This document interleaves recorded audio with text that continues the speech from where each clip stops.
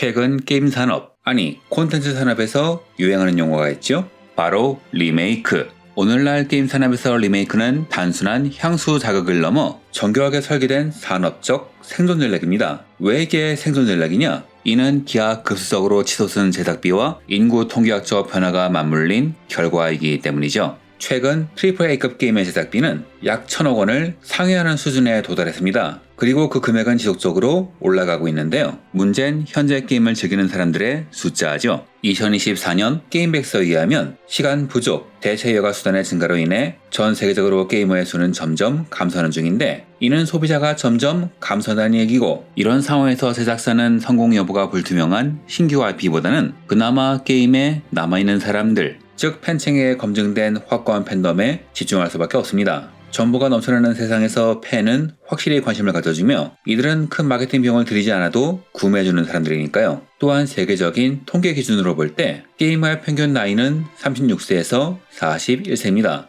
한국은 35세에서 54세가 전체 게이머의 핵심층으로 세계적으로 게이머의 고령화가 가장 두드러진 시장 중 하나이고, 특히 일본 같은 저출산 고령화 국가는 40대에서 50대가 게임 지출 규모 면에서 시장을 주도하고 있으며, 현재 50대 초반인 단카이 주니어 세대의 1인당 게임 지출액은 아시아 태평양 평균의 5배를 넘지요. 이러니 제작사들이 나이 든 세대를 노리는 것은 경제적으로 지극히 타당한 선택입니다. 또한 리메이크는 기본적인 틀이 있기 때문에 신입을 투입시켜 교육시키기에도 좋은 수단이기도 하죠. 하지만 이 리메이크라는 것은 절대 쉬운 선택이 아닙니다. 팬에게 물건을 파는 것이 더 어렵다는 것을 정말 제대로 보여주는 상품이기도 하죠.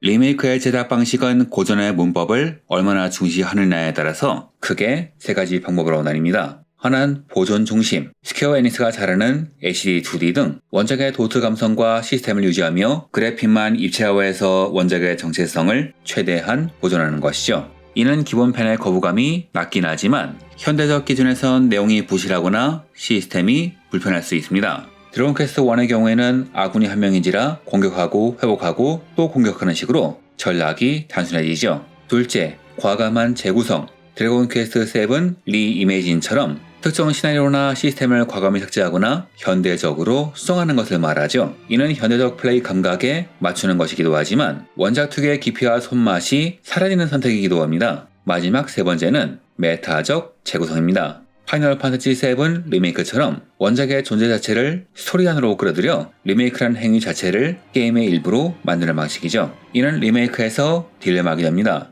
드래곤 퀘스트 1&2 HD 2D 리메이크처럼 39년 전의 시스템을 고스란히 유지할 경우 현대 감각에서는 오히려 얕은 정보량과 볼륨이 내용 부실이란 치명적인 단점으로 부각될 수 있고, 반면 드래곤 퀘스트 7 리이메이진처럼 구조를 뜯어고치면 게임이 최적화되지만 원작의 방대한 서사에 감동했던 팬에게는 작품의 본질적 가치를 훼손했다는 비판을 받게 되지요. 확실한 것은 제작 방식의 차이상 몰입하는 고객과 위화감을 느끼는 고객이 동시에 생길 수밖에 없기 때문에 리마스터란 모를까, 리메이크는 단순한 우려먹기가 아니라 타겟 고객을 재설정해야 되는 매우 어려운 비즈니스란 겁니다.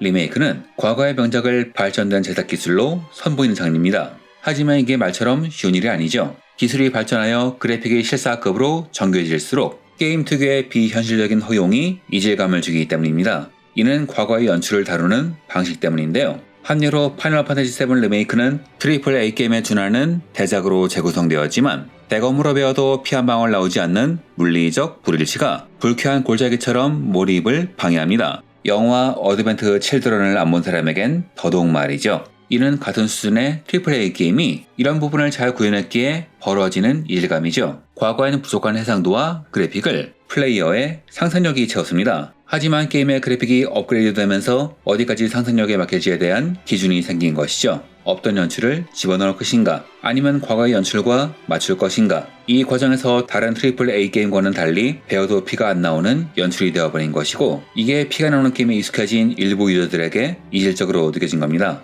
이는 GTA 트릴로지도 한 실수로 원래 비주얼을 그냥 깔끔하게 해서 팔았다면 과거작을 즐긴 유저들이 추억의 맥락에서만 즐겼겠지만, PS2 시절의 와이어 프레임에 고화질 텍스처만 따로 입히는 바람에 오히려 결과물의 움직임이 더 공포스러워졌지요. 또한 13 리메이크는 원작 소스가 없어서 처음부터 재개발하는 과정에서 원작의 최대 강점이었던 2D 툰 쉐이딩이 사라지고 리얼한 그래픽으로 전면적으로 바뀌었지요. 그 바람에 최대 개성이 사라져서 유저에게 혹평을 받은 사례입니다. 기술이 상상력의 빈자리를 채울 때 플레이어는 역설적으로 세계에 관해서 소외되기도 하는데 이는 리메이크를 하면서 이 정도를 조절하는 것이 그만큼 어렵다는 이야기이기도 하지요. 몰입하는 소비자가 가까이 오는 것을 막기 위해서 벽을 만들어야 한다는 이야기니까요. 그래서 훌륭한 리메이크는 게임을 제작할 때 원작의 존재를 인지하는 플레이어의 시선을 게임 내부 시스템으로 끌어들이는 메타적 시도를 하기도 합니다. 파이널 판타지 7 리메이크의 필러는 운명을 강제로 보존하는 장치입니다. 이는 플레이어에게 당신이 무엇을 하든 이 세계는 정해진 가짜다라는 인식을 주어 게임을 플레이어가 관람하는 매체로 규정하지요. 드래곤 퀘스트 7의 경우 원작은 플레이어가 NPC와 대화하고 단서를 찾아 스스로 다음 행동을 결정하는 구조였지만 리메이크는 이를 바꿨습니다. 스토리인 일부러 인형극의 인형처럼 만든 캐릭터가 연기하듯 해설하고 마커, 힌트 등이 계속 나오면서 플레이어가 탐색하는 것이 아닌 주어진 이야기를 관람하는 작품이 되었죠. 즉 주체적으로 탐험하는 게임을 관객이 보는 인형극으로 바꾼 겁니다. 즉 리메이크를 하면서 과거를 복제하는 것이 아니라 현재의 플레이어가 발을 딛고 서 있을 수 있는 새로운 세계를 설계했다고 볼 수도 있겠네요. 이는 어찌 보면 현명한 선택일 수 있습니다. 리메이크하면서 최신 기술과 연출을 도입하면 원작과 너무 간격이 벌어져 버리고 그렇다고 리메이크 힘을 너무 강조하면 플레이어가 멀어지기 때문에 일부러 시스템 안에 역할을 준 것이죠. 그리고 어렸을 때 게임을 했던 유저들은 나이가 들면 객관적인 시선에서 바라볼 수밖에 없으므로 현실과 맞닿은 선택이기도 합니다.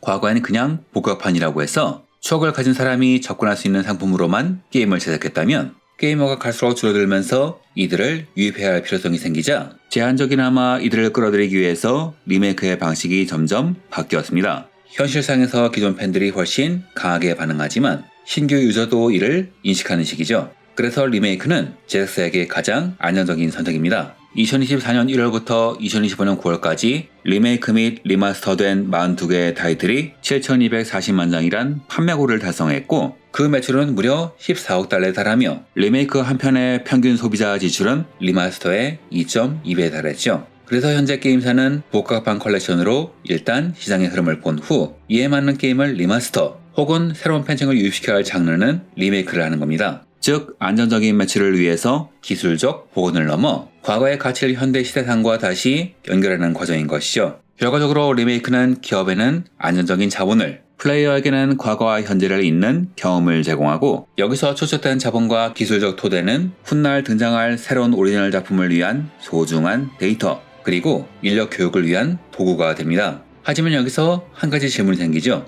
계속 리메이크만 하면 언젠가 신작이 줄어드는 세상이 오지 않을까요? 실제로 2024년부터 2025년 기준 주요 퍼블리셔의 신규 IP 비율은 꾸준히 줄고 있으며 오히려 인디가 오리지널 작품을 주도하는 역전 현상이 나타나고 있습니다. 대형 제작사는 안전한 리메이크로 수익을 내고 그 자본이 언젠가 새로운 오리지널로 이어지는 선순환을 기대하지만 그 언젠가는 점점 늦어지고 있다는 것이죠. 실제로 제로 붉은 나비는 2012년에 한 번 리메이크 되었고 2026년에 또 한 번 리메이크가 되었죠. 이 사이에 나온 신작이 몇 개인지를 생각해보면 그런 걱정이 부질없는 것은 절대 아닐 겁니다. 한 가지 확실한 것은 진정한 의미의 리메이크는 과거에 유용했던 것을 그대로 가져오는 것이 아니라 그것이 왜 현대에도 유효한지를 증명하는 재해석이 필수적이란 것이죠. 파이널 판타지 7 리버스가 내부 목표치에 미달하여 스퀘어 에닉스 스스로 부진을 인정했던 것처럼 드래곤 퀘스트 3 에지 2D 리메이크가 난이도 조절 문제로 비판을 받았던 것처럼 제작사들은 리메이크에 대한 해답을 아직 찾지 못한 것 같아요.